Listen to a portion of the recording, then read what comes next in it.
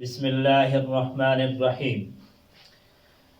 اللہ سے امید ہے کہ شرکائے کورس اچھے اور خیریت سے ہوگے۔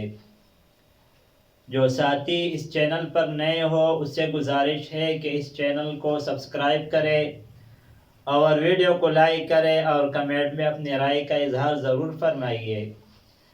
ہم نے عربی سیکھنے کا سلسلہ شروع کیا تھا، جو ہم نے ایک کتاب دروس اللغت العربیہ کو ختم کیا اور اس کے بعد ہم نے حوارات کو شروع کیا۔ تقریباً ہم نے تعارف اور سکن اور اسرہ کے بارے میں حوارات کو پڑھ لیے۔ آج حوار پڑھیں گے الحیات الیومیۃ۔ الحیات الیومیۃ کا معنی ہے ڈیلی روٹین، روزمرہ زندگی۔ اس حوار میں ہم پڑھیں گے کہ ہم روزمرہ زندگی کس طرح گزاریں گے، اور یہ حوار طارق اور طاہر کے مابین ہے۔ طارق طاہر سے پوچھتا ہے متی تستیقظ، آپ کب جاگتے ہو؟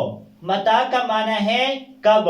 جس طرح انگلش میں اس کے لیے وین استعمال ہوتے تو عربی میں متی استعمال ہوتا ہے کب۔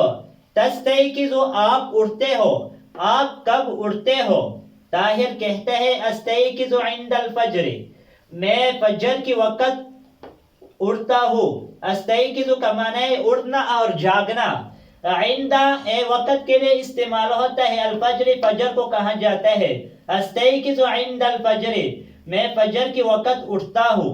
طارق پوچھتا ہے این تصلی الفجر، آپ فجر کی نماز کہاں پڑھتے ہو؟ این کا معنی ہے کہاں، تصلی آپ پڑھتے ہو، الفجر فجر کی نماز، آپ فجر کی نماز کہاں پڑھتے ہو؟ طاہر کہتے ہیں اصلی الفجر فی المسجد، میں فجر کی نماز مسجد میں پڑھتا ہوں۔ اصلی کا معنی ہے میں پڑھتا ہوں، الفجر فجر کی نماز، فی المسجد مسجد میں فجر کی نماز مسجد میں پڑھتا ہوں۔ طارق کہتے ہیں هل تنام بعد الصلاة، کیا آپ نماز کی بعد سوتے ہو؟ حل کا معنی ہے کیا، تنام کا معنی ہے آپ سوتے ہو، بعد کا معنی ہے بعد، الصلاة نماز، کیا آپ نماز کی بعد سوتے ہو؟ طاہر کہتے ہیں لا نہیں، لا انام بعد الصلاة، میں نماز کی بعد نہیں سوتا ہوں۔ جب اصلاح کو کہا جائے تو اس کے بعد وقف کریں گے اور دوسرا پھر جملہ شروع کریں گے، لا انام بعد الصلاة۔ طارق کہتے ہیں ماذا تفعل بعد الصلاة، آپ صبح کی نماز کے بعد کیا کرتے ہو؟ آپ نماز کی بعد کیا کرتے ہو؟ ماذا کا معنی ہے کیا، تفعل آپ کرتے ہو، بعد الصلاة نماز کی بعد، آپ نماز کی بعد کیا کرتے ہو؟ طاہر کہتا ہے اقرأ القرآن الکریم، میں قرآن مجید کی تلاوت کرتا ہوں۔ اقرأ کا معنی ہے میں پڑھتا ہوں، میں کرتا ہوں، القرآن الکریم قرآن مجید، میں قرآن مجید کی تلاوت کرتا ہوں یا میں قرآن مجید پڑھتا ہوں۔